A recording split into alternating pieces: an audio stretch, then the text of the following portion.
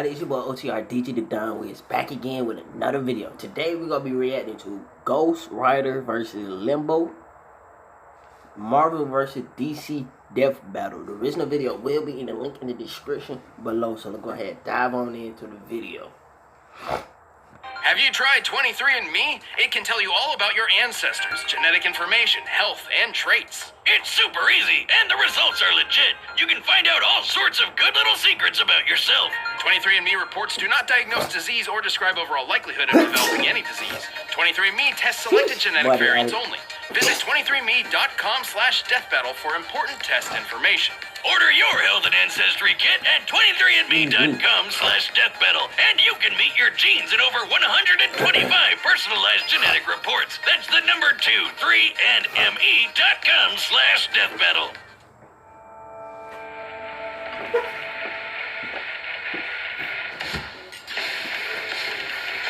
Whether it be justice, vengeance, or the thrill of the kill, bounty hunting isn't for the faint of heart. Especially when your usual targets are superheroes. The Ghost Rider, Marvel's relentless spirit of vengeance. And Lobo, the space-hogging main man of DC Comics. He's Wiz and I'm Boomstick. And it's our job to analyze their weapons, armor, and skills to find out who would win a death battle. Even at a young age, Johnny Blaze lived life on the edge. Son to the accomplished cyclist Barton Blaze, he was sadly witness to his father's death in a stunt gone wrong. But he got adopted by another stuntman, Crash Simpson. It's no surprise that Johnny became a stunt performer himself until Crash's wife died in a stunt gone wrong. Only now apparently aware that motorcycles can be dangerous, Johnny swore to never perform again. And then Crash got cancer. Damn, even I don't have parent issues this bad. Completely devastated, Johnny refused to let Crash die. Willing to risk it all, he turned to the one person who could fix everything. Everyone's favorite problem solver, Satan. Hail Satan. This was Mephistopheles, no. one of the many lords of hell who happened to have a special interest in Johnny's family line. To save Crash's life, he cut a deal with the devil, curing the cancer at the cost of selling his soul. The deal succeeded, and Crash was healed, but then he died in, well, a stunt gone wrong. I mean, he's a stuntman whose name is Crash. Should have seen it coming. And after all that, Johnny got stuck with being Mephisto's bitch for eternity. Mephisto even sandwiched him together with a demonic spirit of vengeance named Zarathos. Zarathos, ask your doctor if it's right for you, or your exorcist. Long ago, Zarathos was a powerful demon who threatened Mephisto's realm. Eventually, Mephisto defeated him, forcing him into eternal servitude. And with their power combined, Johnny and Zarathos roamed the world, punishing the wicked as the embodiment of a death metal album cover, The Ghost Rider. That shit was clean. Oh God, that's terrifying. Well, sure, his visage instills fear unto many. What? No, Ghost Rider looks awesome. I'm talking about Nick Cage. What group was he a part of? I know he went with the Avengers, but shit, what group he was a part of? Was he just by himself? You know, superheroes always link up with other superheroes to create a group. They got the Avengers, they got the Fantastic Four, they got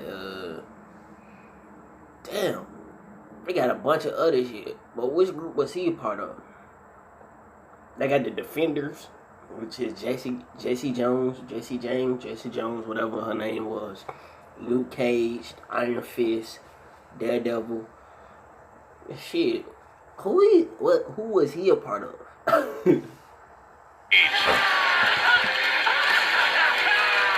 Agreed. Anyway, as the Ghost Rider, he became one of the universe's greatest threats. He has superhuman strength and speed, and his skeletal body can regenerate from practically any amount of damage. And if Blaze's last name wasn't obvious enough, he can shoot fire. Oh, but not just any fire, hellfire. The best kind of fire. The kind that's infused with magic that burns not just your flesh, but bypasses conventional defenses to attack your very soul. He can throw fireballs, raise walls of flame, rain fire from the sky, and even conjure weapons and objects out of thin air, such as a demonic shotgun and an infinite stream of chains. And his badass ride, the Hell Cycle. This baby can look however Johnny wants, but he usually summons it as a panhead chopper. It can respond to Johnny's thoughts, scale walls, and even outrace Thor's hammer Mjolnir. The same hammer that crossed a galaxy and back in a single minute. You know, I lit my chopper on fire once.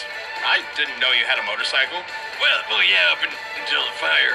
Uh-oh. Rest in peace, Roadhog. At least you went out in a blaze of glory, like Bon Jovi said. But while his hellfire and chains are vicious weapons in their own right, they're often used to ensnare the Ghost Rider's victims as he goes in for a truly diabolical kill. Or should I say, a penance. The penance stare is basically Hell's timeout corner of pain. Ghost Rider isn't angry, he's just disappointed, and he wants you to think about what you've done, and it to hurt. A lot. Under the penance stare, the Ghost Rider forces you to man. relive all the pain and misery you've inflicted on others throughout your entire life. No indiscretion, no matter how minor, is safe from the Ghost Rider's gaze. So that time I put ground laxatives in my 4th grade math teacher's coffee and gave her the shits. Does that mean the stare would give my soul the shits too? Not literally, but you would experience the anger, humiliation, and the butt cramps. So basically eternal damnation. Got it.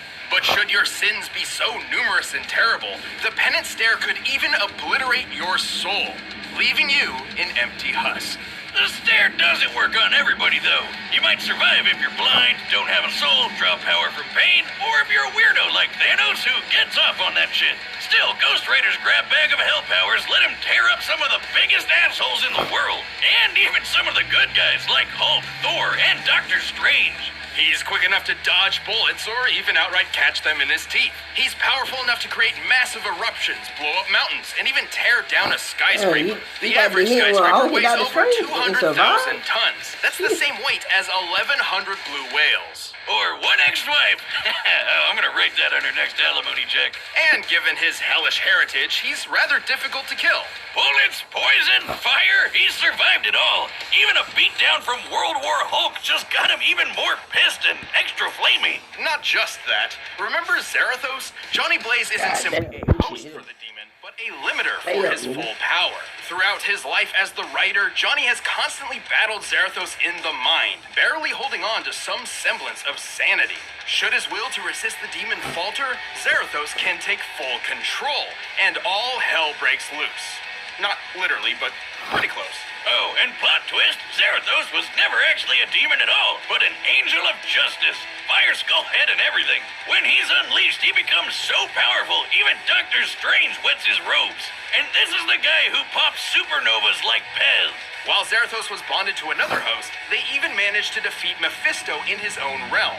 For reference, Mephisto once battled Galactus, devourer of worlds. Stars detonated, galaxies trembled, and the entire universe was at risk, simply as a byproduct of their battle. And if Zarathos wasn't terrifying enough, he likes to eat souls. Of course, the Ghost Rider isn't invincible. Johnny is technically vulnerable as an ordinary human being. Even while transformed, the Rider can be killed via holy weaponry. But Johnny's doing all right, sitting pretty on Mephisto's throne. I guess things worked out okay for him, even if he's not too keen on being the devil's bounty hunter. So let this be a warning.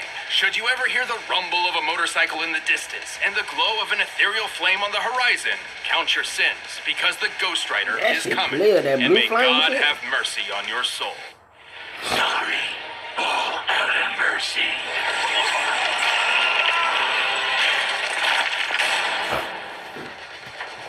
Let's turn the clocks back to a distant era of sin and debauchery. The 1990s.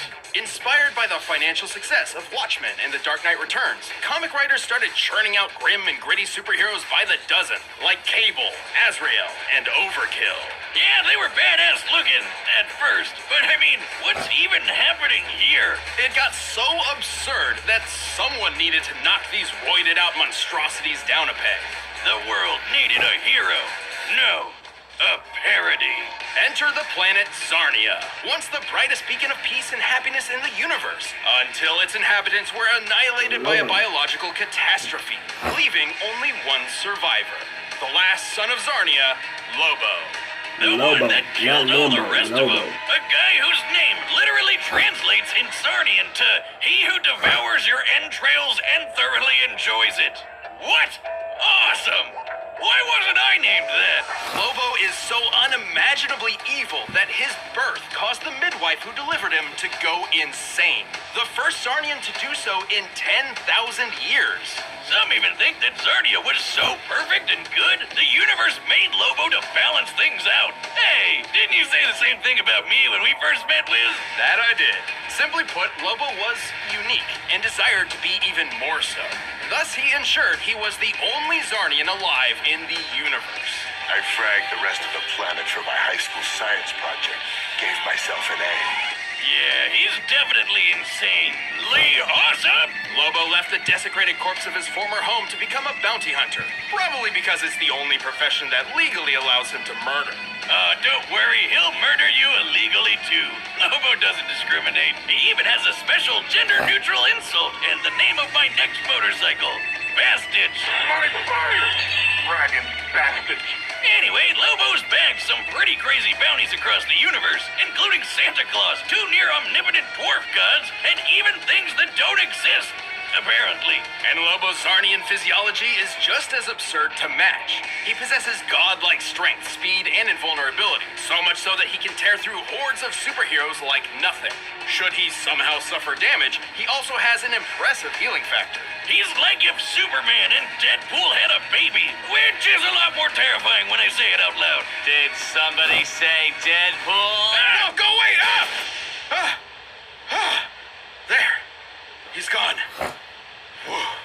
Wow, I didn't think you had it in you.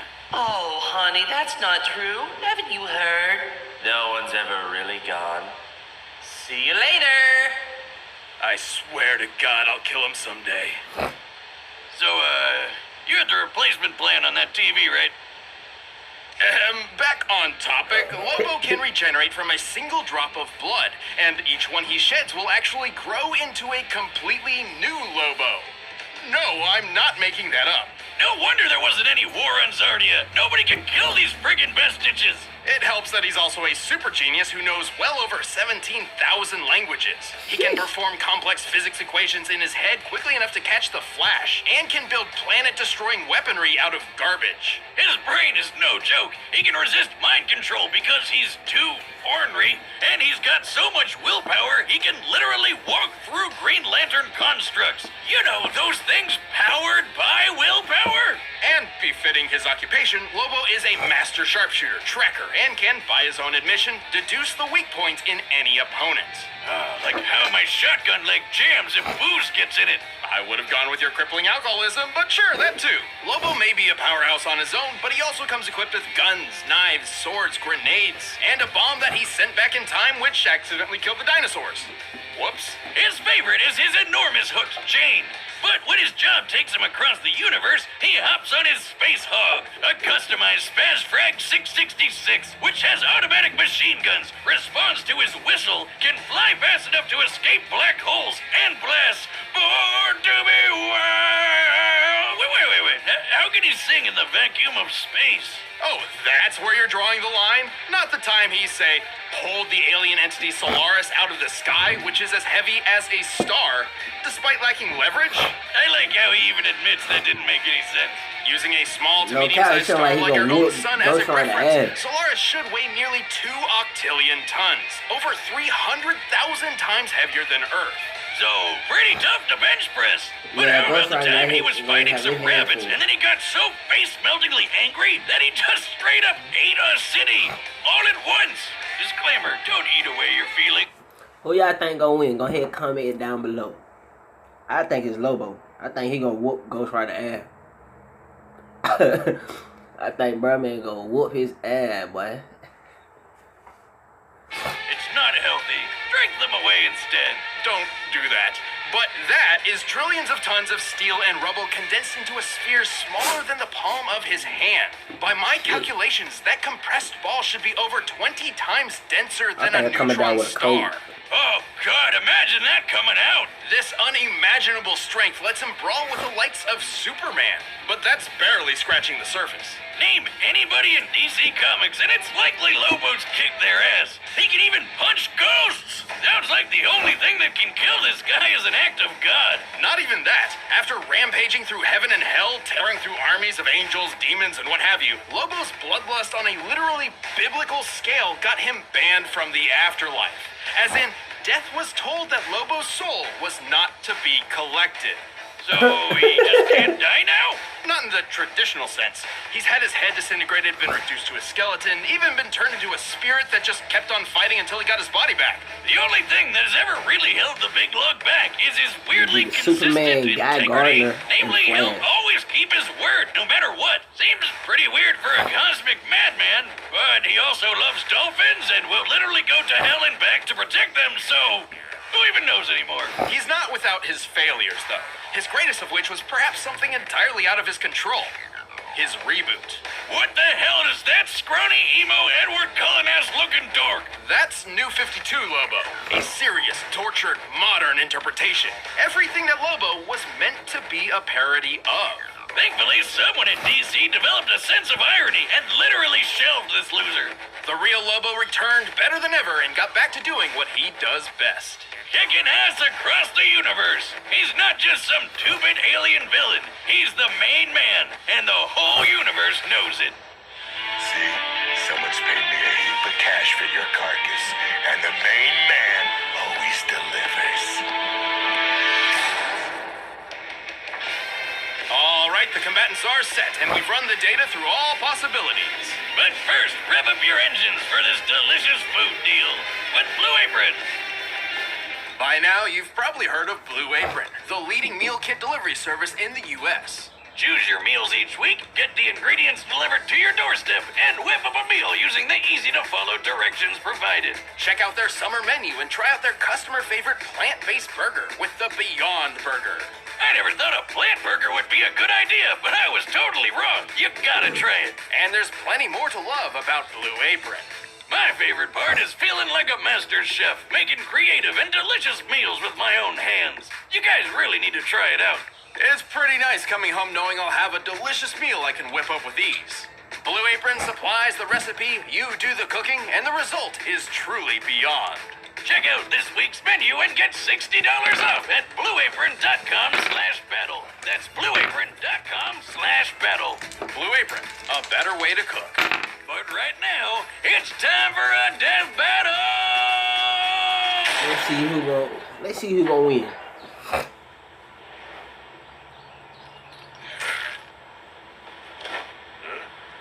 What the frag?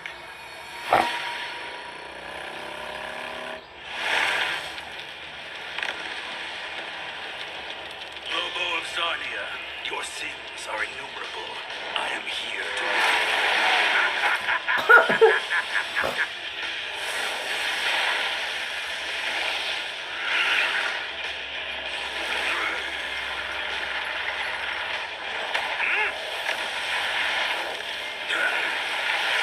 Beatles, guess my bounty!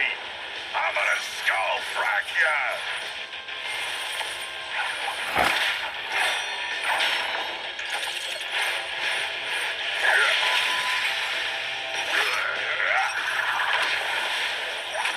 You one ugly freak.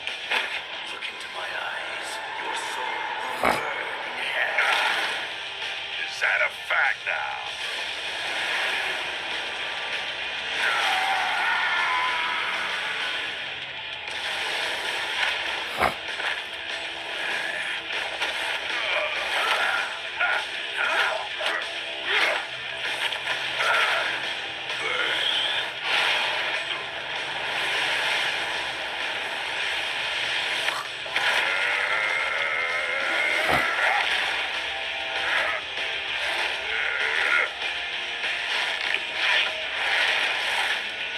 Bottoms up!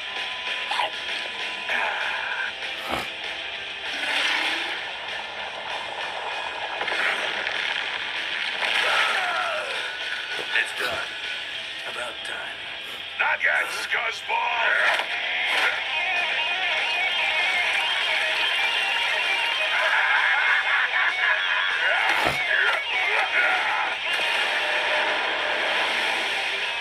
You will all die screaming!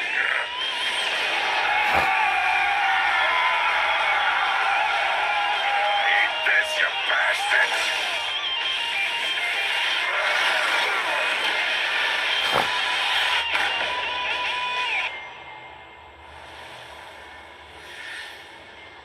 Holy fraggaroli. I definitely ain't picking up that bounty now. Lobo of Zarya, your sins are innumerable. I am here to wreak vengeance upon your soul. No. Oh, well, got him. Damn, he caught me off guard with that one. Damn, that was toasty. Wonder what Ghost Lobo tastes like. Being so absurdly powerful, Lobo definitely held a massive physical advantage against the Ghost Rider. Yeah, that was obvious. Skullhead took down a skyscraper while Lobo dragged around a freaking sun. But Ghost Rider survived some pretty incredible things. Almost as incredible as these new shirts from store.roosterteeth.com. Time and place, Boomstick. Come on, we gotta eat. Even World War Hulk couldn't finish him off, and Lobo didn't typically carry any holy weapons, which meant he really did not have a good way of killing the Ghost Rider. Yeah, but who needs holy weapons when you're strong enough to crush a whole city? Couldn't he just overpower Johnny? A good question. However, do you recall how powerful Zarathos was? Zarathos was an equal threat to Mephisto, whose battles tore apart the universe. Once the Ghost Rider released his true power, Lobo's physical advantages hardly mattered I ain't anymore. show him But anything. hey, the main man was super smart and probably could have figured out Johnny's weaknesses. But how is he gonna escape to find a holy weapon somewhere when the Hell Cycle outraced Mjolnir? Which once crossed the Milky Way and back in under a minute, a feat more than 100 billion times faster than light. More than capable of keeping up with the Space Hog. They were both as unkillable as you can get. But since Lobo was banned from the afterlife, how could he ever lose? This is where the fine print matters. Death was banned from reaping Lobo's soul, but that doesn't mean the soul itself could not be destroyed. This is where our research surprised us the most. It turns out the Ghost Rider had 3 different methods of specifically targeting Lobo's soul. His hellfire could hurt the soul directly, and since it ignores normal defenses, Lobo couldn't really stop it. With trillions of murders on Lobo's hands, the Penance Stare could wield extraordinary power against him. And while Lobo had a high pain tolerance, he did not enjoy fatalistic agony and unending torture so much that he'd survive all of that at once. Even if he did, Zarathos could just gobble up his soul for a quick snack. The end. Easy as that. Lobo was undeniably a difficult opponent to take on, but the Ghost Rider's cosmic might, unholy invulnerability, and soul-rending powers gave him the perfect tools to take out the main man. That poor bastard didn't stand a ghost of a chance. Sorry, I knew that was a Lobo. The winner is Ghost Rider. Thanks for watching this episode. If you want the battle music for yourself, you can get it by clicking the link down below. Also, if you like animated content, check out the new Rooster Teeth animation channel. Just click that. If you like this reaction and y'all want me to do more, go ahead, spam that like button for your boy. Go ahead, like, comment, share, and subscribe. The original video, like I said in the beginning of this video, will be in the link in the description below. You can either comment down below, or you can hit me in my DMs. Well, my social media, which will be in the link in the description below, for more videos I should react to. The more subscribers you bring, the more shout outs I will give out. Let's get it. OTR out.